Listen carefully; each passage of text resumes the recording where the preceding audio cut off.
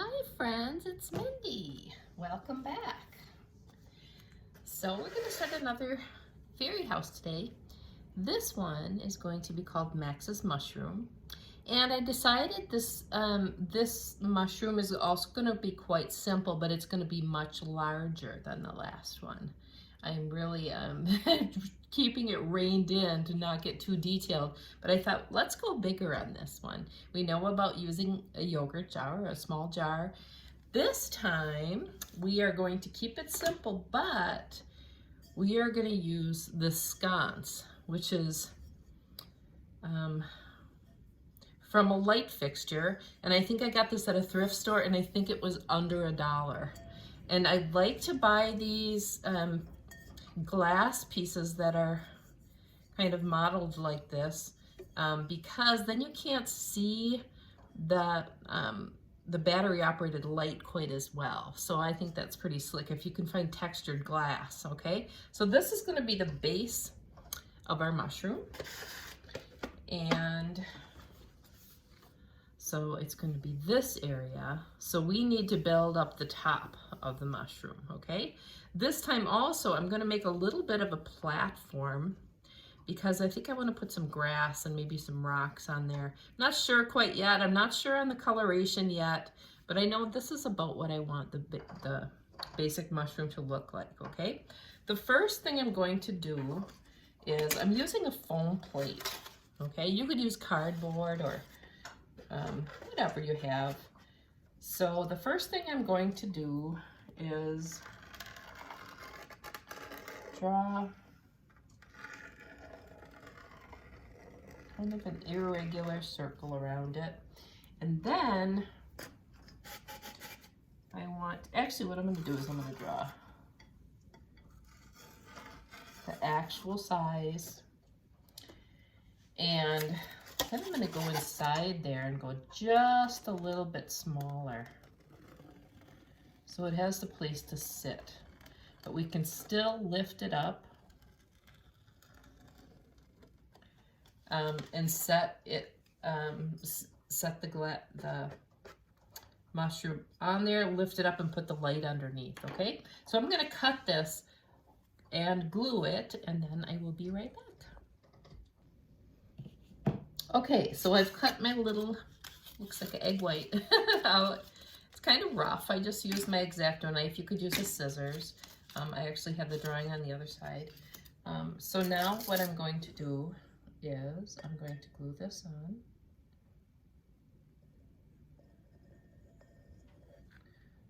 I'm just going to tack glue it first.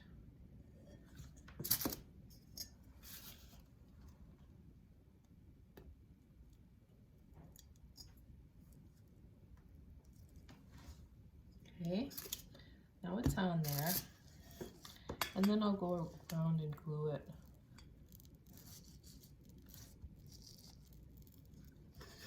in a few other areas. I'm going to leave one area open where the door may end up being. I might have a little gap here, but that doesn't matter. There's going to be clay, and there's going to be probably some foliage right there. Okay?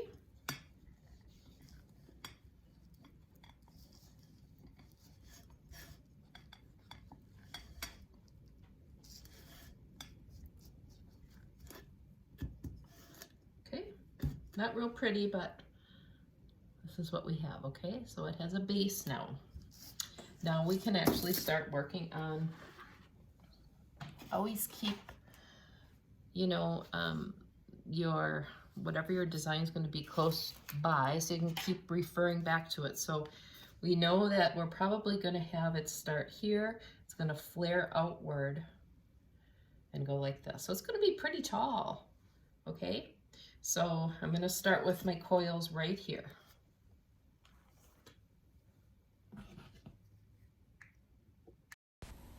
I decided to put a little core inside of this area just to take up some space. You'll see what I mean. Later on, I figure out that I could have used some kind of a vessel or, you know, some kind of a something, some cardboard or some kind of a shape that would be more like a funnel, kind of funnel shape that could have used up that space, but I didn't figure it out till later. So this is what I'm doing. I'm just using tinfoil. And so I'm starting with the coils, and we're going to be using quite a bit of tinfoil on this one. So I'll just keep moving along here. Okay, I've made a decision about where the door is going to be, so I marked it on the styrofoam or the foam, and I have created the core of the mushroom cap, just so you can kind of see what's underneath. So as I'm building up the coils, I've decided between the coils, a lot of times I use glue to fill in, but there's some pretty deep areas between some of the coils. So what I did was I turned my gun down to low heat and filled in, some of the things. And I am then actually going over it with kind of pressing down with my fingers to kind of flatten it all out. And trying not to burn myself. So I kind of turned it down to low heat. Then what I did, actually, I'm getting ahead of myself, but the areas that were still really bumpy, I just took some bits of clay and pushed them into those areas, and you'll see that coming up. Here I've decided to next start working on covering that base, the foam, and I'm going to do it from the bottom and from the top and make sure that's sealed. And it's so it's going to be a really nice solid base made of hard, it'll be hard clay, so it'll have a nice it'll be a nice base for putting some bushes and stones or whatever I want to do around the base of the fairy house. So that's what I'm doing in this clip. And then I'm going to start working on the underside of the mushroom cap.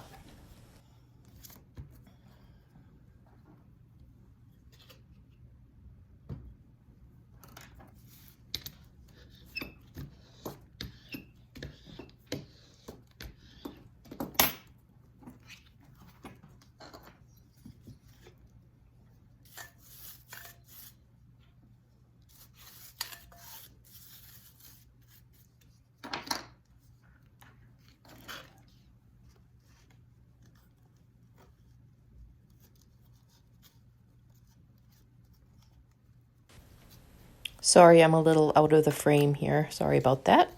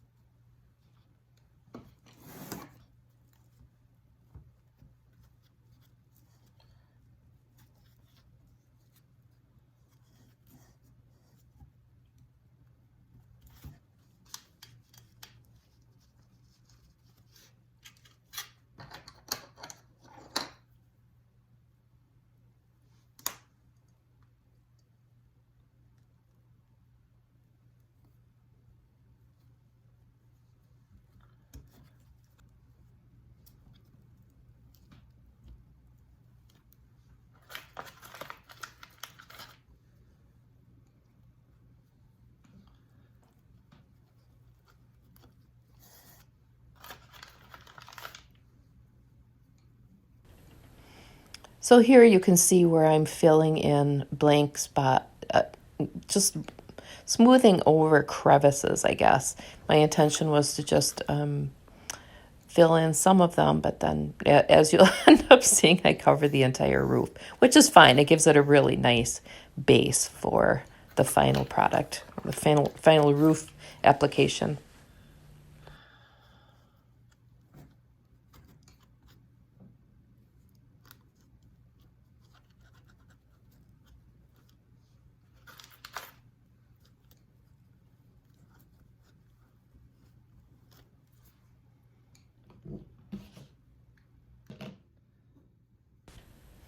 So one of the problems I always seem to have is if I'm working on a fairy house and I'm trying to address the bottom and the top, it's hard to hold on to. And I came up with this idea that I could use a bowl and flip it upside down and I have a damp rag in there, so the clay, is going to stay moist, what's inside there. And now I can solidly work on the underneath part of the mushroom cap as well as the base. And so those things can be drying too. Normally I do the base and don't do this, and what happens is that base is sitting on, my table as things dry overnight, and that doesn't really get to dry very well. So this is kind of a slick, way of doing this. I think I'm pretty proud of myself that I thought of this, so we can be working on a couple different areas at the same time.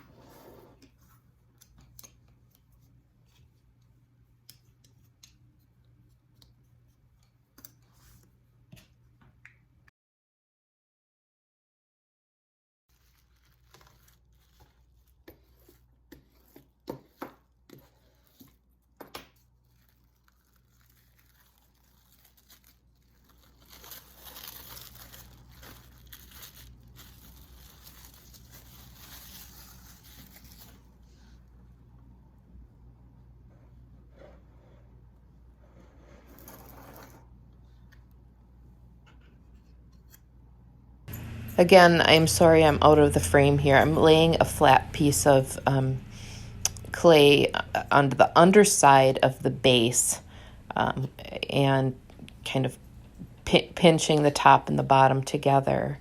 I'm getting that all nice and secure so that can dry nice and hard.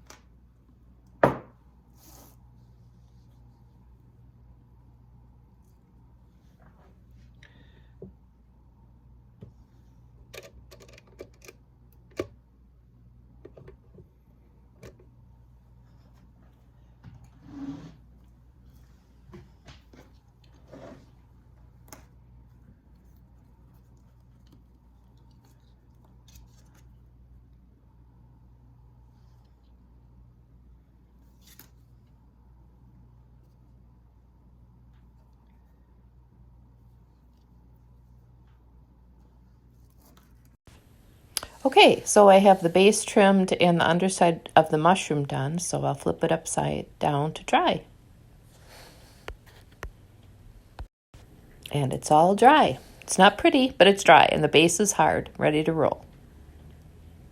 So now we're going to add a chimney.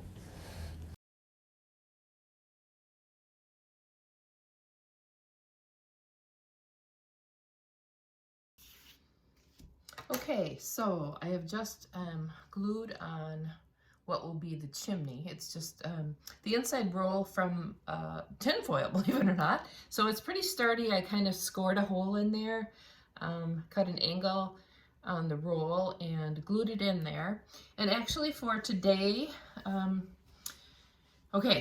for today, all we're gonna get done is we're gonna get another coat on the roof along with some texture, and that will be the end of part 1.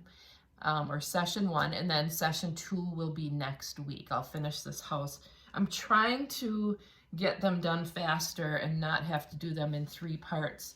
I'll do them these videos as often as I can and try to get them done in 1 sitting, but I'm still trying to juggle all this. So this one's going to be done in 2 sessions, okay?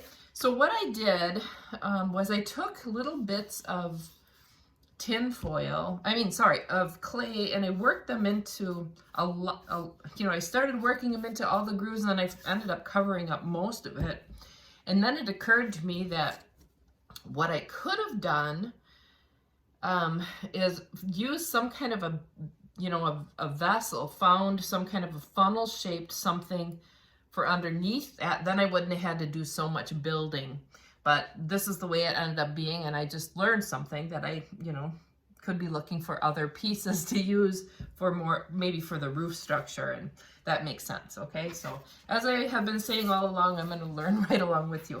But anyway, I think having this base is going to really help. But I'm going to sand it a little bit, and then I'm going to roll out some big sheets, a couple of big sheets of clay, and put them on there, get it wet, and apply them and do a texture. And I'm excited about this. This is a nice big fairy house. And I tend to, my personality is I tend to just rush things all the time. And I could have rushed this to try to get it all done for today, but one of the things I'm really trying to do in my life is just slow down, and it does not come naturally to me. It's very natural for me to be in total chaos all the time, juggling 10 things at a time, and you may know what that's like. Part of it is, just an artistic thing. Part of it is let's just call it for what it is, being a woman. Women tend to juggle a lot at one time. But anyway, this, I'm really trying to, in other areas of my life also, just slow down. Okay? So, don't you think that's a good approach? All right, does that resonate with anybody? Let me know in the comments. By the way, someone suggested to me to ask you if you would be willing to not only like hit the thumbs up button for each video. I would be very grateful if you did that. Also, if you could just drop a comment in the comment section, if you would, if you don't have to do it for each video, but, when you watch a video, just let me know what you think. That would be really helpful to me and this channel that I'm trying to develop. That would just be really helpful, and I would really appreciate it. Let me know if what I'm telling you works for you, doesn't work for you. Maybe you have a helpful hint. Maybe you have a suggestion as to future projects that you would like to see, things like that. So I would appreciate that. So what I think I'm going to do here is I'm going to take this outside and kind of blow it off, a lot of dust.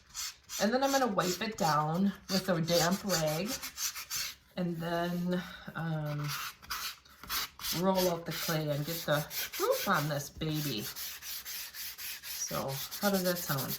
By the way, yesterday was Easter. Hope you all had a really lovely Easter if you celebrate Easter. We did. We had a really nice time. We spent it with family, which hadn't happened for a couple years due to COVID. It was just a really lovely day. And it was actually nice weather here. Although today it's snowing again. Hopefully this will be the last day of snow here in Wisconsin.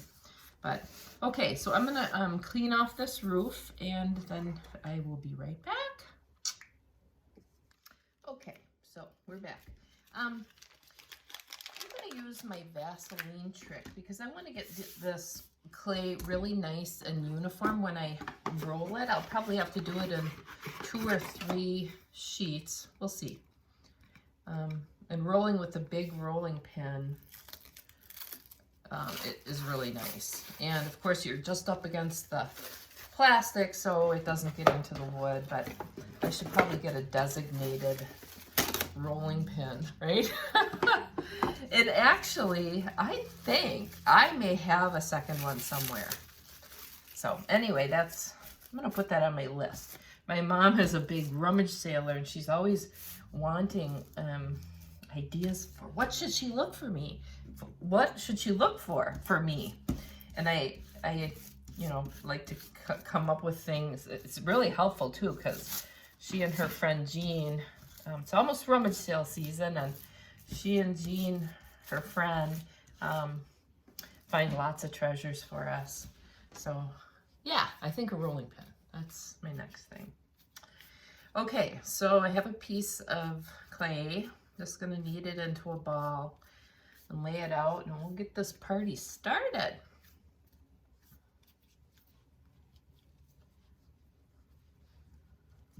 Okay.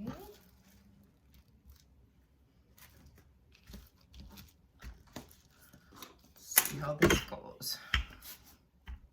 You have to stand up.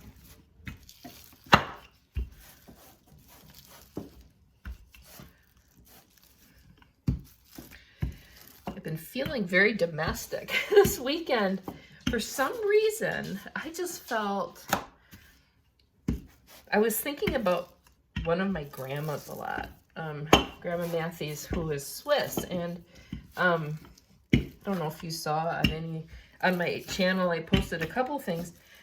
I don't know, you know, sometimes you just feel really in tune with something from your past, and I don't know, does that happen to you? But anyway, that's kind of what was happening with me this weekend. I just kept thinking about Grandma Matthews, and she's been gone a long time now. I want to say maybe 20 years, but she lived here in the city that I live in, and I just have a lot of really good memories of going to her house. My grandpa passed away when I was really little, so I don't remember him, but she was very, very, very traditional. And she had the braided hair. You know, she had very long gray hair, which none of us, except I think my one brother said he saw her with her hair down one time, but she had very long gray hair. She never cut it, but she braided it and then wore it on a, like a spiral, like at the top of her head. So she was Swiss, and that's how she always was. She was always in a house dress. A lot of times she had boots on because she had a huge monster-sized garden, and she gardened from day till night.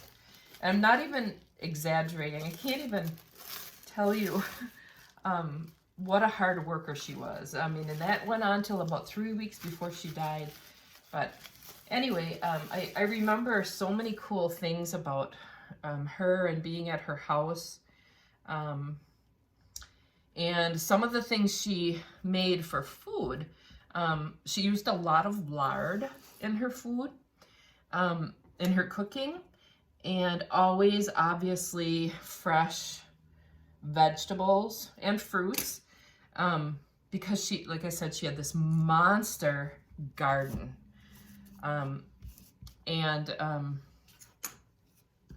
Anyway, one of the things that she always made for when we'd go over there, maybe for like a Sunday lunch or dinner, and for the holidays, she always made this braided bread that was beautiful. It was braided dark brown with all these lumps, and it was always just so gorgeous. And I just thought to myself, you know, I really miss that. And so this weekend, I decided to try to make it. I called one of my cousins. Well, anyway, I tried to track down Grandma Matthie's original recipe, and I finally did get it last night. My mom ended up finding it. Anyway, I went online and I found a Swiss woman's recipe for it, and I adjusted it a little bit because I knew that my grandma used more eggs and etc. Anyway, long story short, and I know I'm rambling here, but I made braided egg bread, which in Swiss, or maybe it's German, it's called Zopf, Z-O-P-F. So I made that, and I made it twice this weekend. The second time I adjusted things a little bit more, and I brought it to Easter dinner at my brother and sister-in-law's house yesterday. And it was a big surprise to everyone because everyone remembers Grandma's bread. And of course, mine didn't really stack up taste-wise to Grandma's, but I'm going to keep working at it. I really am. That's what I'm going to do. I'm going to figure out how to make Grandma's bread taste like Grandma's bread. And anyway, and then I also colored eggs using onion peel, which is the way she did it also. And her eggs her Easter eggs came out dark brown. In fact, when I was a kid, I thought they were wooden eggs, and they weren't. She had just colored the eggs with dark onion peels. And I've done it before with my children when they were little, but I hadn't done it for a long time, and I thought, boy, I'm going to do that too, you know? And so I did that, and I guess, and it's not difficult. Maybe I should do like a little tutorial on that. But anyway, you actually can dye eggs with many different things, and I actually tried that this weekend too. Blueberries and beets, and let's see, which side am I using here? Anyway, and onions, and so I did that, and what I discovered is, because she was such a avid gardener, and she had a root cellar, like a real root cellar down in her basement, and I remember the onions being down there, and you know, they had a lot more of the skins, the really dark, crispy skins. In the grocery stores now, they pretty much clean up those onions. You don't get those onion skins. Maybe at a farmer's market, or if you obviously grow your own onions. But anyway, that's, I think, how she managed to get them so dark, because she had, you know, the really dry, dark onion skins. And anyway, so I'm just rambling today. This is just leftover rambling from Easter, but again, I was just kind of in a very nostalgic mood this weekend. And so anyway, we had a great Easter and spent it with family, which is obviously the most important thing. You know, it was great. Food was great. It was just a great day. All right, so let's see how much we can cover with this piece. Come here, little fella. All right, so I'm gonna get this wet. Should probably have like a pastry brush or some kind of a brush. This does have a little bit of glue in it, this water. A little bit of Aleene's tacky glue, okay? All right, so second layer, and I should be able to make it work here with this, because I think I can trim some of this and use it. All right, let's see here.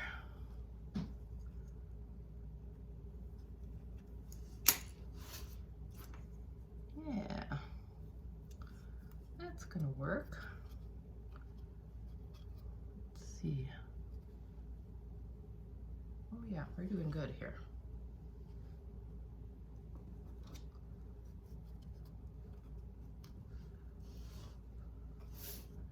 You see here what we're doing. Never know exactly where to put the camera. I am I'm gonna start doing these videos in my real studio. I have big plans to clean out this a certain corner just for videos, because I'm either in my dining room right now, I'm in my kitchen. And even though my husband is used to me having art supplies out and about everywhere, I don't know how fair that is to him.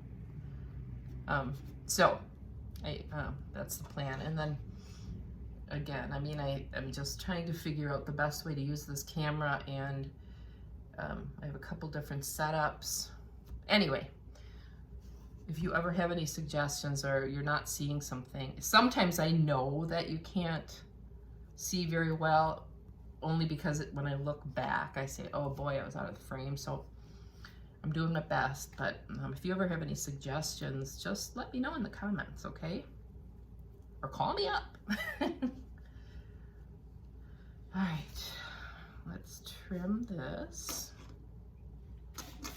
Let's see what we're using to trim.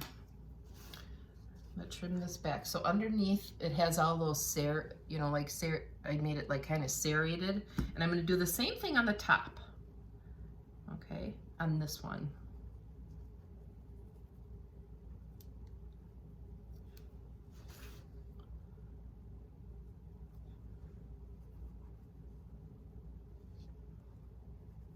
You know what I was thinking would work really well for this armature in here is, so this here was a sconce, right? Like I got it at a thrift store, and it's a replacement sconce. Somebody probably, it came off an old light fixture, okay? But you can also buy new sconces as replacement pieces, like at hardware stores or whatever, and even there, they're pretty cheap.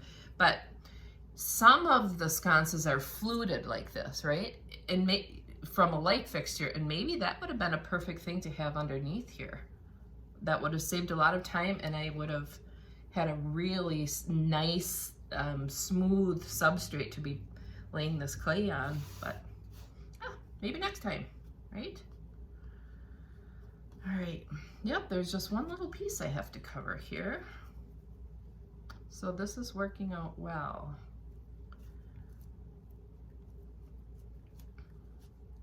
So I'm curious, have any of you started any fairy houses since watching this channel?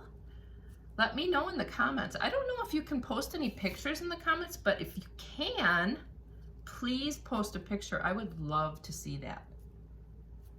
And let me know what you're working on.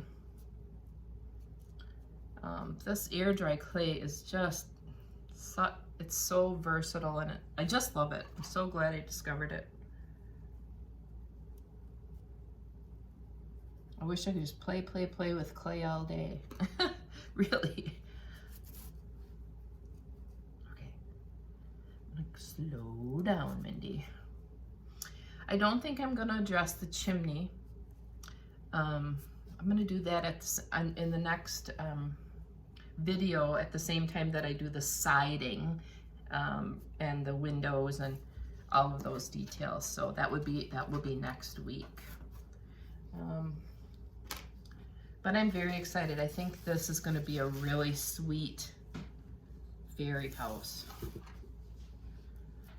And I named it Max's Mushroom. Max is my son. He loves mushrooms and just a really cool kid. I'm just going to tell you one more story. I'm a storyteller, if you haven't figured it out by now. You can turn the volume way down if you don't want to hear me jabbering. But I remember one time, my kids loved to go to the bookstore. All right, we were like the kind of family when they were young. We would go to museums and bookstores and always adventurous kind of things. We're in the woods all the time, finding snakes and hatching monarchs and, you know, just a lot of natural things. Anyway, we were going to a bookstore in the mall one day, and my son had a $20 bill, which is, I don't know how old he was, but let's say maybe he was 12. I'm not sure. Okay, so we were going to the bookstore, and he kind of disappeared for a little while, and then I saw he was up at the front paying. And now, I don't know about most kids, but I don't think most kids would have gotten what he bought. He bought a $20 field guide to mushrooms, mushroom identification. And he's just very quiet, unassuming. He didn't tell me he was going to do it. You know, it was his money. And but he read that thing forward and back, and I can almost guarantee that he knows that book, and he knows those mushrooms. You know, what's edible, what's poisonous, you know, how to identify, where they grow, probably the Latin names and everything. That's just the way he is. Anyway, so I named this one Max's Mushroom. And since we have a little bit of time here, as if you want to keep watching me do this end part, I'm going to tell you what I've decided about the next project we're going to do, okay? After this one is done. So I recently found out that Max's golden retriever, whose name is Bibus, and who is my son's very, very, very best friend. He's 11 years old. Bibus has blood cancer, and he right now, the fact that Max and he just stopped over is pretty much a miracle. He is really beating the odds, and in that he's alive right now, because 4 weeks ago he was in very, very bad shape, and he has very limited time with us. Okay, so I don't want to start bawling or anything, but anyway, any of you who have pets know what this is like. Okay, so the next piece I'm going to do is going to be in regards to my son's dog. Okay, I'm not sure exactly what it's going to be, but it's going to honor Bibus. And I hope he's with us for a long, long time, but the truth is he won't be. So every day with him is a blessing, and I'm sure a lot of you know exactly what I mean. Okay, so anyway, so you see what I'm doing here. The tool that I am using, this is the same tool that I used to do the underneath side, and it really works slick for this. We're doing these ridges, which kind of is like a thatched roof. That's the look I'm going for. In fact, I think I'm going to paint it like in natural colors to look like it's a thatched roof. I think that would be nice. And in the next video, I'm going to show you a couple different accessories too, and you'll see what I mean next week. It's fun to make some fun little accessories to go along with the fairy houses that are either can be attached actually to the fairy house, like a mailbox or a house number. Or I sometimes do accessories that just sit around, like a potted plants or potted shrubs, you know, special rocks that we could have a name or a number carved into a house number, things like that. So in this next video, I will we'll touch on that a little bit, okay? That again, that subject matter is kind of open-ended. I mean, anything goes. And when you start working with a product like this and you realize that truly anything goes, it's fun to put your heads together with other artists, other creative people, because it just, you know, I like things to have some meaning. I've never been one to have art on my wall that didn't mean something to me. You know, I know some people just like very modern art, and that's perfectly fine. You know, that's their style, just color and that's fine. I am not, you know, capping on anybody for their style, but I am one that I like to, you know, I want it to mean something, especially if I'm making it, right? So anyway, almost done here.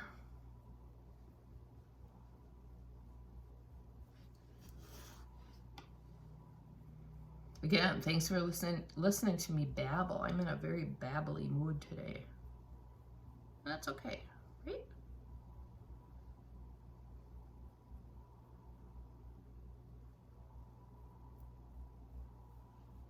I think. Okay, so I'm just gonna wet this down to smooth it out a little bit.